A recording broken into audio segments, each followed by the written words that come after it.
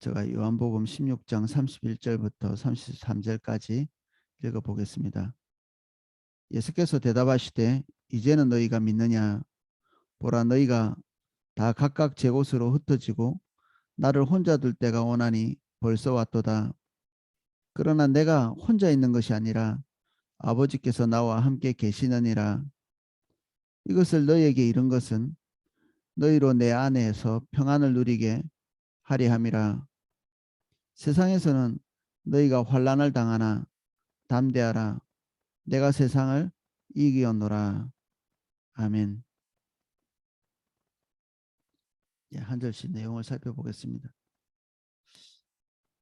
이제는 너희가 믿느냐? 예수님께서 지금 제자들에게 말씀하시는, 참 기특하게 여기시는 느낌이 들기도 하고, 근데 이들이 그 위에서 대답한 대답들, 이제는 우리가 예수님이 하시는 말씀을 이해할 수 있겠습니다 라고 얘기했는데, 예수님께서 이것에 대한 응답으로 이제는 너희가 믿느냐, 이런 얘기를 하시죠.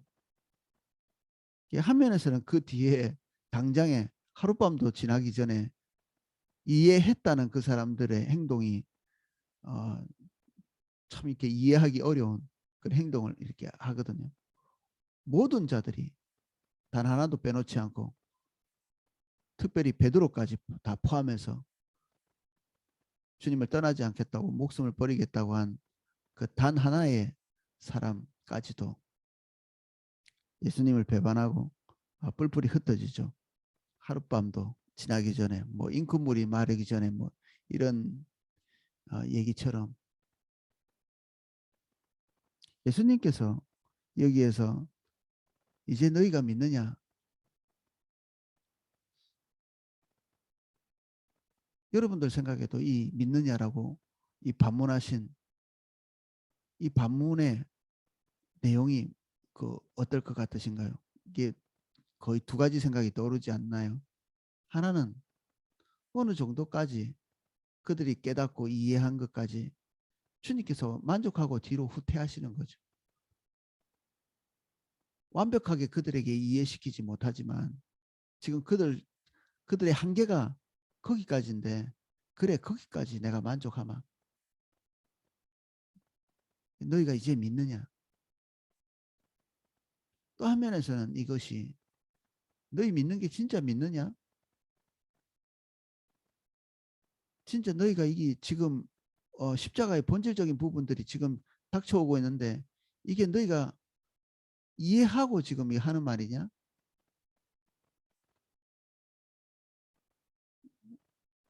여러분들이 상상하는 것처럼 그 둘 중에 하나일 수 있죠.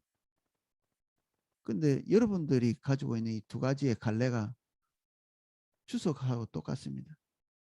주석에도 똑같이 두 가지 갈래로 해석을 하고 있거든요.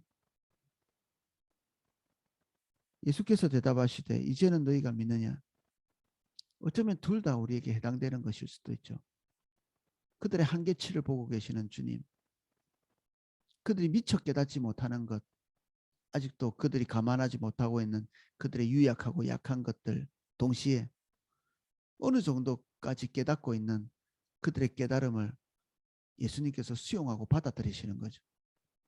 부족함을 이해하고 받아들이시고 거기까지라도 만족하시고, 그러나 그들이 아직도 깨닫지 못하고 있는 그런 영역에까지도 하나님께 올려드리는, 수용할 수밖에 없고, 인간이 본질이 그렇기 때문에, 그리고 넉넉히 또 수용하시는 예수님의 태도, 자세입니다.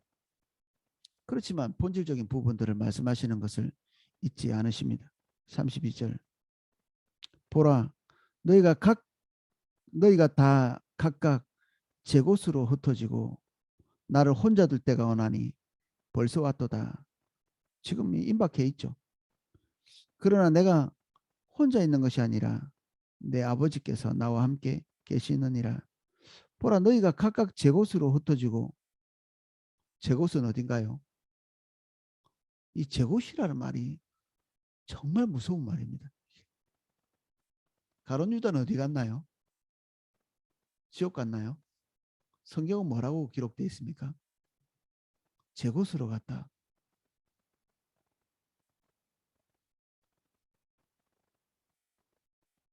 자기가 마땅히 가야 될 곳, 또는 어쩔 수 없이 가게 되는 곳, 필연적으로 가게 되는 곳, 이게 제 곳이죠. 여러분들은 어디 가시나요? 가장 궁지에 몰릴 때, 가장 어려울 때, 자기 힘으로 조절할 수 없을 때 어디 가시나요?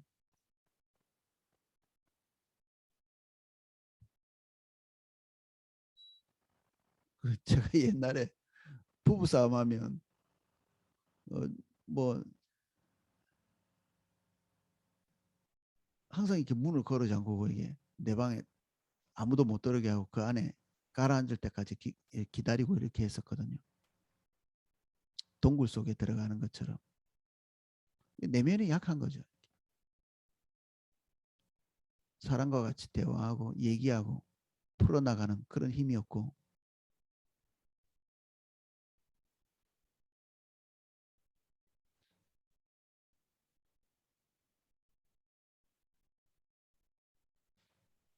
이게 제 곳의 본질이기도 합니다.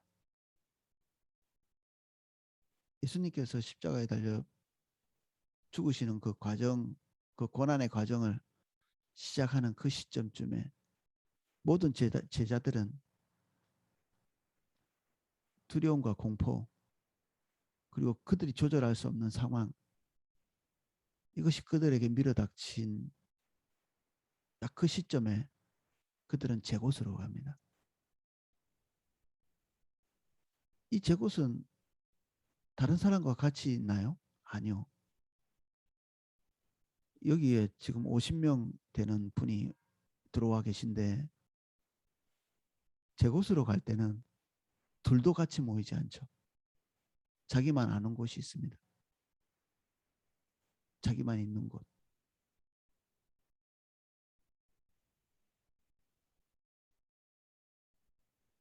우리는 본능적으로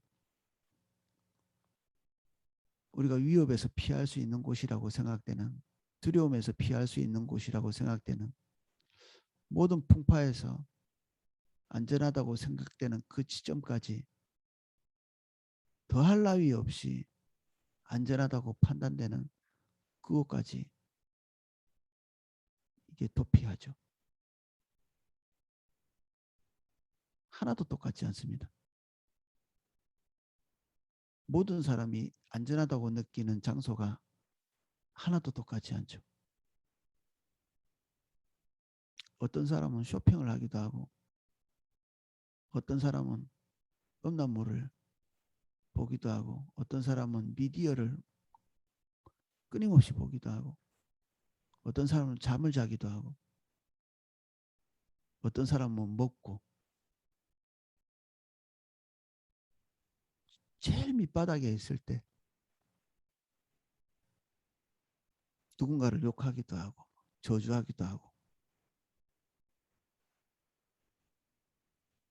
남한테 고백할 수 없는 장소, 남과 공유할 수 없는 장소, 그것이 제 곳이죠. 제 곳. 뭐 하나님이 베푸신 자리라고 볼 수도 없습니다. 그냥 우리 스스로 지정한 장소죠. 우리 스스로 가는 도피처이고,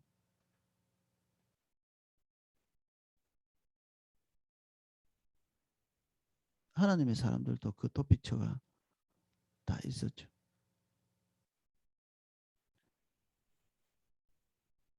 엘리야 같은 경우에는 그의 사명을 벗어 던지고 도망치는, 하나님이 도피처였다고 볼 수도 있지만, 하나님이 도피처였다면 그가 북이스라엘에서 계속 거기에 있었겠죠. 거기 하나님이 안 계시는 것 같으니까 남유다를 넘어서 남유다의 경계선 밖에까지 도망치는, 자기 자신의 사명을 내팽개칠 뿐 아니라 자기의 존재 자체, 그냥 하나님의 사람이라고 하는 존재 자체를 다 내팽개치고 도망친 장소가 호렙산입니다. 뭐 신령하고 경건하고 그렇게 해서 도망친 곳이 아니라 제일 밑바닥까지 가는 거죠.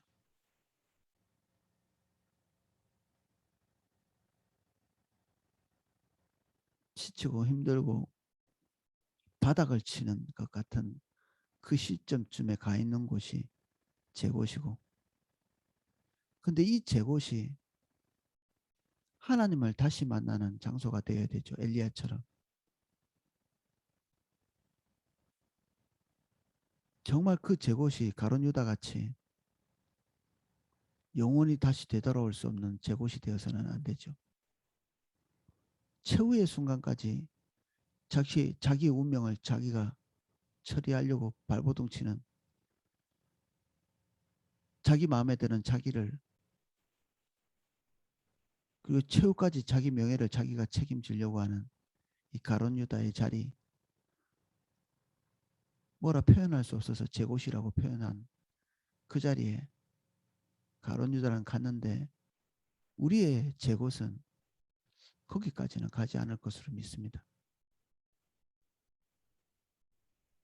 거기에서 우리가 믿음을 좀 잃었을지 모르지만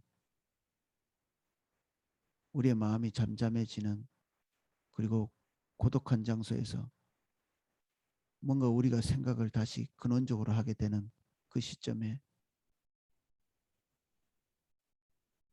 주님이 찾아오시기를, 엘리야 같이. 거기서는 영혼의 소리가 들립니다. 우리 마음속에서 믿음의 소리를 늘 되뇌이고 있는 우리잖아요. 믿음의 소리, 무너지지 않게 해서 아둥바둥하는. 근데 제 곳에서는 몽땅 다 무너집니다. 남 눈치도, 내가 그리스도인이라고 하는 그 최종적 자존심, 이런 것들까지 다 내려놓고, 뭐 내가 나이가 얼마고 내 위치가 어느 정도고 내가 가지고 있는 최소한의 의무감이 무엇이고, 이 모든 것이 다 내려지는 곳이 제 곳인데, 그 제 곳이 마지막 주님을 만나는 장소이기도 하죠. 거기가 우리가 주님을 만나서 다시 재기할 수 있는 장소이기도 합니다. 엘리야는 그곳에서 주님을 전혀 새롭게 만나는, 우리가 하나님의 임재의 연습을 하는 딱 지금 어떤 출발점에 있는데, 저는 이 제 곳에서부터 출발해야 된다고 생각합니다. 그동안 우리가 기대해왔던 우리 자신의 종교적인 위치, 그나마 우리 자신에게 기대를 걸어왔던 그런 기대, 나는 그래도 이렇게 살아왔어라고 하는 어떤 개인적 자부심, 이런 것들이 따라오지 못하는 곳이 제 곳인데, 그 제 곳에서부터 주님과 동행해야 될 필요가 있다고 보죠.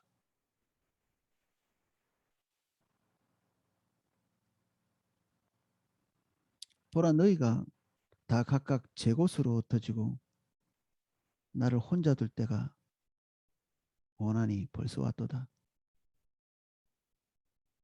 지금 이게 예수님 눈앞에 있는 제자들을 놓고 예수님께서 말씀하시는, 야, 너희들이 지금 가지고 있는 그 두려움과 공포, 이미 들어와 있죠. 두려움과 공포가.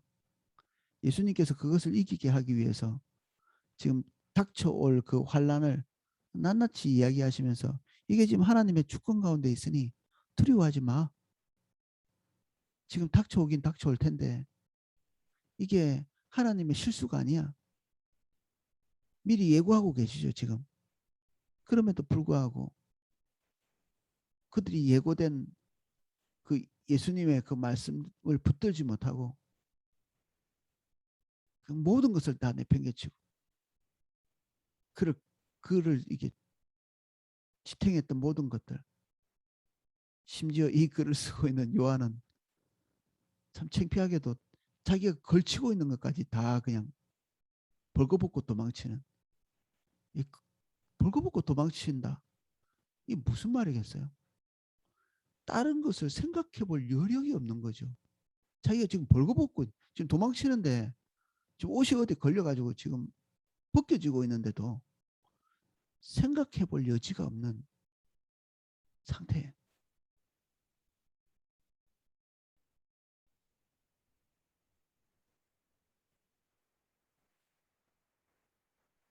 그래서 예수님도 뭐 붙잡아 봐야 되겠다는 생각조차 하지 못하는,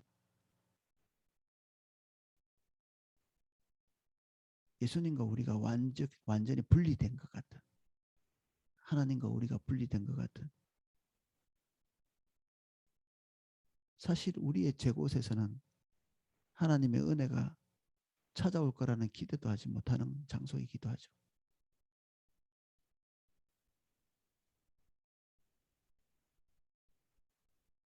동시에 우리가 십자가를 지는 그 순간에도 우리가 예수님을 버린 것처럼 우리와 가장 가까이 있는 그들이 우리에게 손을 내밀 수 없는, 그들도 다 자기 문제로 인해서 뿔뿔이 흩어지고 우리와 함께하지 못하는, 우리는 남의 십자가를 책임지지도 못하고 우리의 십자가를 누군가 대신 져주지도 못합니다. 여러분들 자식들 사랑해도 자식의 십자가를 대신 질 수 있나요? 우리 교회 성도님 중에 한 분 자기 아들이 골수암에 걸렸는데 그 뼈를, 다리뼈를 잘라내고 그 뼈에 있는 붙어 있는 그 암덩어리 때문에 다시 그 뼈를 이어 붙이는, 그 이제 초등학교 이제 한 3, 4학년 되는 그런 아이인데 고통 이루 말할 수 없죠. 고통 이루 말할 수 없습니다. 그 우리 스텝 중에 한 명이 자기 아이 그 아플 때 병원에 갔는데 그 간호사가 이 수액을 놓는데 이 바늘을, 이 혈관을 잘 못 찾아서 그 조그마한 아이 그 팔에다가 주사를 여러 번 찔렀는데 싸울 뻔했다고 저한테 고백하더라고요. 뭐 이해가 되죠, 충분히. 뭐 목회자고 뭐고 지금 자기 아이 그 팔에 그렇게 함부로 이렇게 주사 바늘을 꽂는, 이 참지 못하는, 우리는 자식을 그렇게 사랑하잖아요. 근데 그 골수암 걸린 그 어머니가 제일 답답한 게 뭔가, 아이가 그렇게 고통스러워하는데 자기가 해줄 것이 없는 거죠. 해줄 것이 없습니다. 우리가 다 책임질 것 같은데 우리는 아무것도 책임지지 못합니다.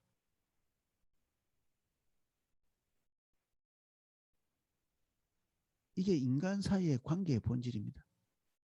하나님의 적절한 은혜와 적절한 공급이 없으면 우리가 가장 가까운 그 사랑하는 옆에 있는 존재에게도 가장 기초적인 것도 해줄 수가 없습니다.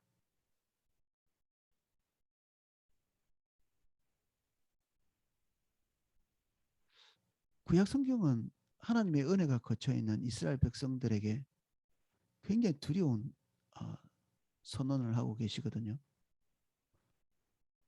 인간이 사랑하는 사람을 잃으면 눈물 나고 힘들죠. 정말 그것도 쉬운 일이 아닙니다. 근데 그게 끝이 아닙니다. 그것보다 더 은혜가 거치면 옆에 사랑하는 자가 죽었는데도 눈물을 흘릴 수 있는 여력이 없습니다. 슬퍼할 여력이 없고 시체가 옆에서 쓰러져 가는데도 그 장례할 수 있는 여력과 힘이 없는, 우리가 이거는 기본이야라고 생각하는 모든 것들이 기본이 아닙니다. 인간에게는 주체적으로 나올 수 있는 선이 없습니다. 하나님의 기본적 공급, 이것이 우리를 지탱하고 있는 것이지, 우리 안에 선한 것이 있다고 믿고 있다면 우리는 언젠가는 우리 자신에 대해서 말로 다 할 수 없는 실망을 하게 되죠.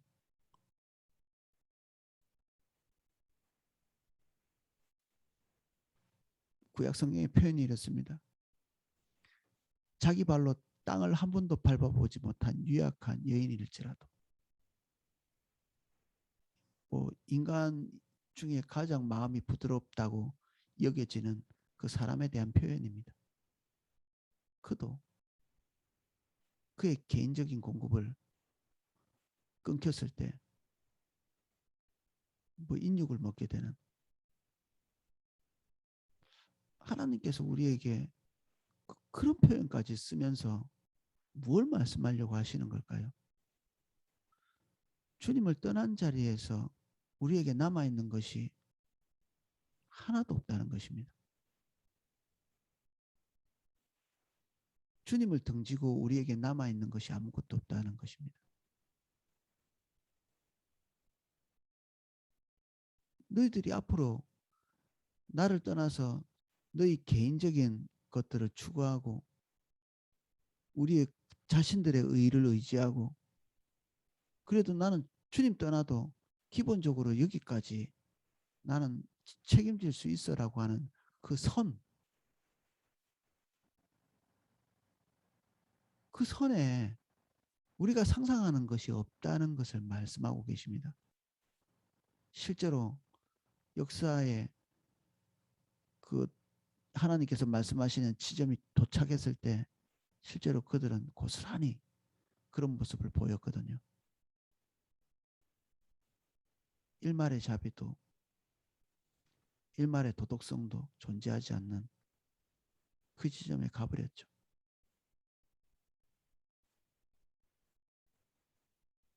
그래서 우리 주변에 있는 사람들에게 우리가 걸고 있는 그 기대감, 그건 사실은 허상이라고 볼 수 있습니다. 우리가 아버지 다운 사람, 또 내가 어머니 다운 사람, 자녀라면 마땅히, 제자라면 마땅히, 그리스도인이라면 마땅히 내가 이렇게 돼야 되지. 예, 은혜가 지금 그것을 가능하게 하고 있습니다. 지금 여러분들이 그렇게 지탱하고 있다면 하나님의 은혜가 그것을 지탱하게 하신 것입니다. 그것이 사라지는 순간에 우리는 아무것도 지탱할 수 없게 됩니다. 그래서 이것을 이해하고 있을 때에야 내려놓을 수 있게 되고 사람에 대해서 원망하지 않을 수 있습니다. 예수님께서 승리하신 승리를 예감하고 계시죠. 이 십자가 앞에서. 이 도대체 그 뭐 순진해가지고 닥쳐올 환란이 무엇인지 몰라서 승리를 예감하시는 게 아니라, 우리는 대체로 승리를 예감할 때 어떨 때 예감하나요? 그 승리를 쟁취할 때 우리가 치료해야 될 희생의 그 사이즈를 잘 몰라서 승리를 예감할 때가 많지 않나요? 예수님께서는 이 승리에 대한 출처로서 제일 마지막에 고백하고 계시는, 내가 혼자 있는 것이 아니라 아버지께서 나와 함께 가고 계시다. 예수님 본인의 자질, 내가 너희하고는 레벨이 달라. 이런 얘기가 아니죠. 지금 바리새인들이 가지고 있던 기초적 생각들, 이게 나는 너희와 달라는 거, 달라, 이런 얘기였거든요. 이 바리새인들이 왜 이방인들의 교회에 굳이 그렇게 찾아가 가지고 이런저런 그 율법적인 의무를 얹어서 복음을 회방했느냐 하면, 본인들은 질적으로 다른 존재라는 사실을 너무나 믿었기 때문에 그렇죠. 그들은 이스라엘 사람이고 하나님의 말씀대로 살아왔고,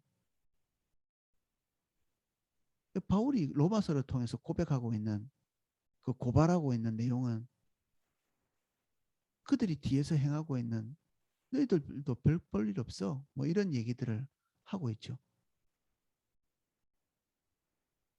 그들은 아마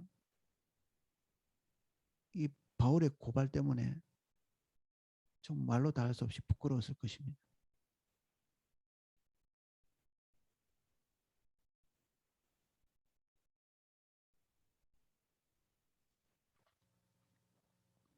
아버지께서 나와 함께 하고 계시다. 고난을 이겨내신 예수님의 유일한 출처, 고난을 이기는 힘의 유일한 출처, 하나님의 신실하심입니다. 어떻게든지 이겨보려고 아둥바둥하는, 그것도 어느 정도까지입니다.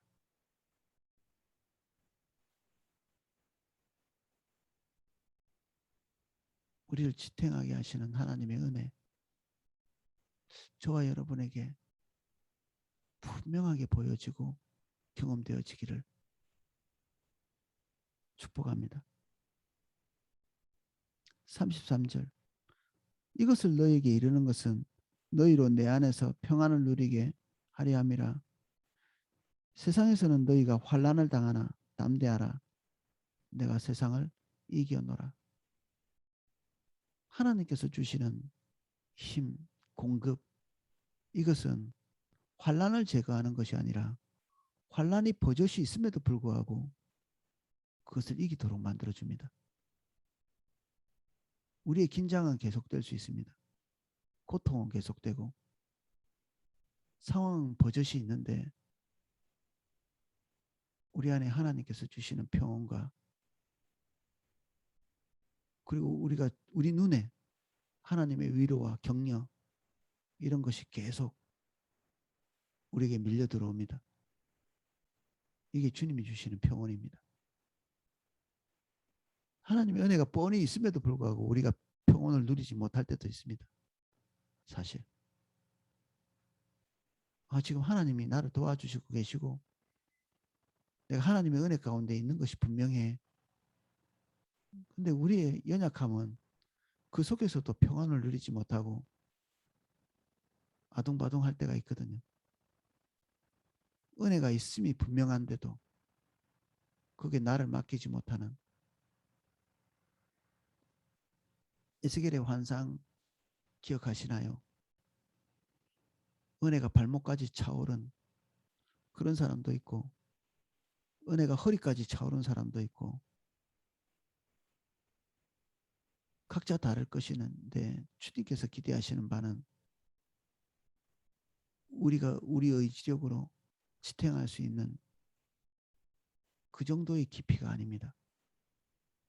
어쩌면 지금 몇 분은, 어떤 분들은 도무지 내가 디딜 곳이 없다 여기시는 그 지점에 지금 와 계십니다.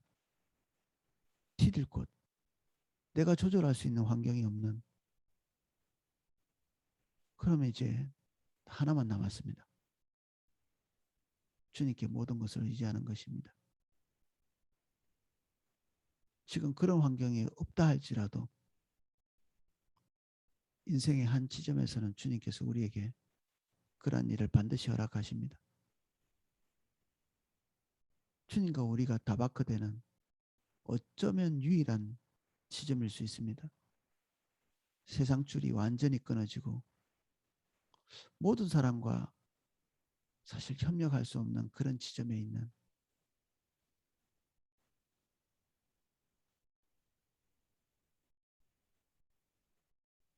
여러분들이 완전히 궁지에 몰려있을 때 누가 도와줄 수 있겠습니까? 그 지점에 가끔 이런 사람이 있습니다. 내가 진짜 어려울 때 도와주는 사람 하나도 없더라. 그것이 상처가 되는, 반복해서 말씀드리지만 상처는, 우리 안에 있는 상처는 모든 상황에 대해서 하나님께서 기대하시는 대로 반응하지 못할 때 생깁니다. 지금 예수님께서 지금 닥쳐 있는 이 상황은 얼마든지 상처를 만들어낼 수 있는 그러한 지점이죠. 예수님 상처 없으십니다. 모든 하나님의 사람들이 이 지점에 들어갔지만 아무도 상처받지 않습니다. 오히려 상대방을 위해 축복합니다. 이게 우리가 가야 될 지점입니다. 상처하면 안 됩니다. 상처는 세상 사람들이 받는 것입니다. 상처는 사람에게 기대하고 사람에게 뭔가를 원하고 거기에 희망이 있다고 생각할 때 인간적인 반응을 하면서 그렇지 않다는 걸 발견할 때 그때 상처를 받는 거죠.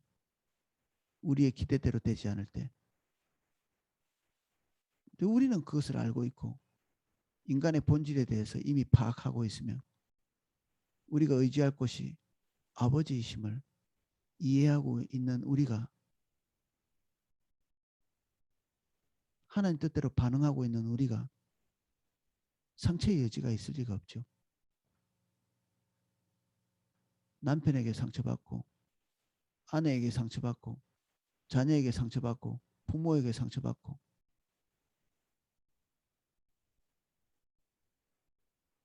그런 세계는 우리가 뭔가를 이렇게 본질적인 부분들을 잘 모르는 세계입니다. 진정한 은혜의 세계는 그런 것들이 사라지는 그런 지점입니다.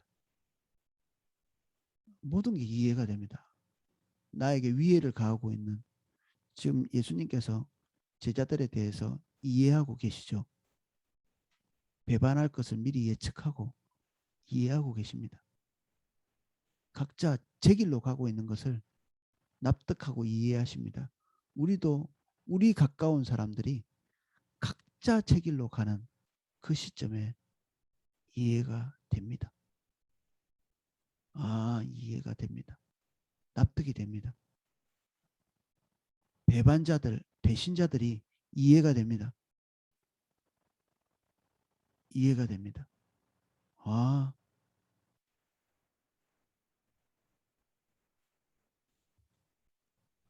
그리고 그 이해한 그 자리에서 우리는 아버지 봅니다. 하나님 아버지.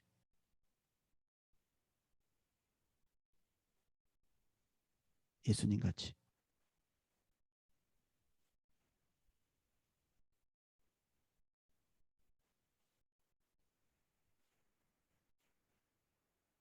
예수님은 세상을 이기셨다 선언하셨습니다. 시작되기도 전에.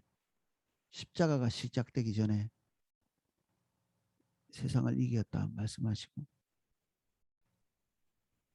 동일하게 우리가 그 십자가를 지고 가야 될 것에 대해서도 빼놓지 않고 기억하게 하십니다.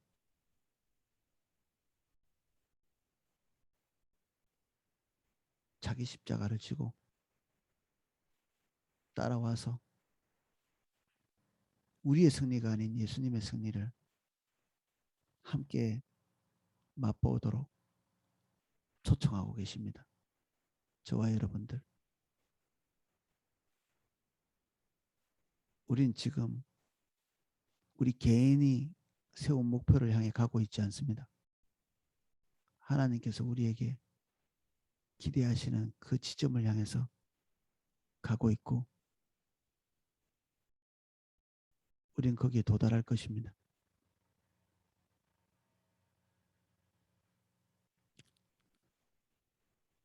코로나 때문에 여러분들이 좀 고통당하고 계십니다.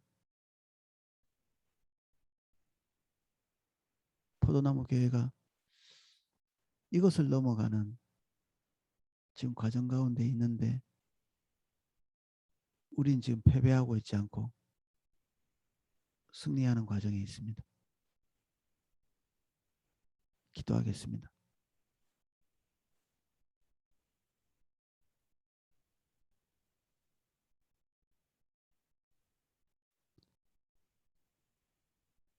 환난에 대하여 담대하라고 선언하십니다. 예, 주님. 은혜가 그것을 가능하게 하오니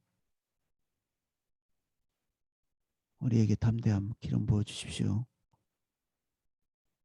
우리가 눈을 분명히 뜨고 우리에게 닥쳐 있는 상황을 봅니다. 그것은 분명히 말할 필요도 없이 고통스럽고 실망스러운 상황입니다.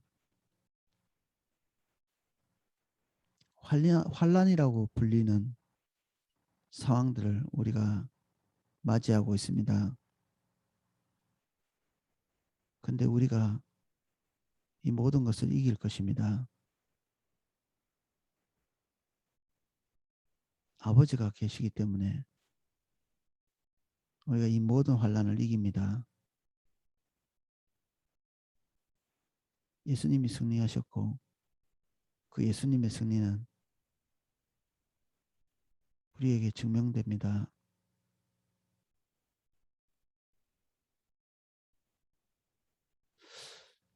이 시간 모든 종류의 환란을 겪고 있는 모든 분들의 심령을 예수 그리스도의 이름으로 축복합니다.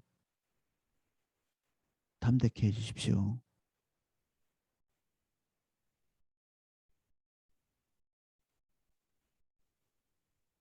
그동안 우리가 우리 사랑하는 자들에게 대단히 헌신적이었을지라도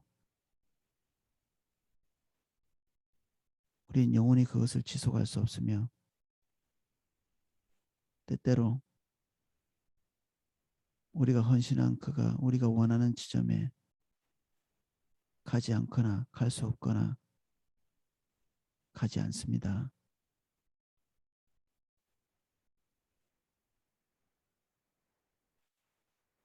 세상에서의 우리의 기대는 우리가 기대한 대로 되지 않습니다.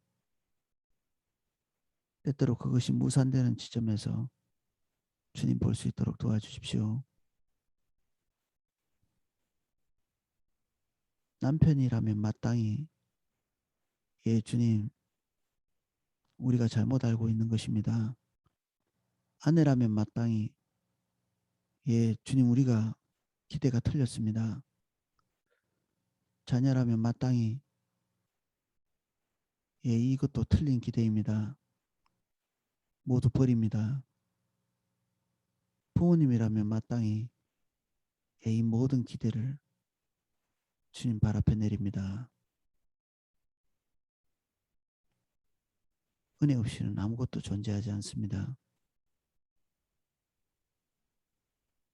주님만 봅니다.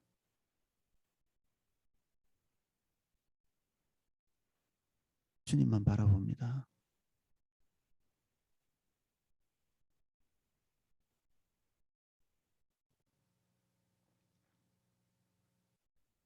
경건한치 않은 모든 자세를 주님 발 앞에 내립니다.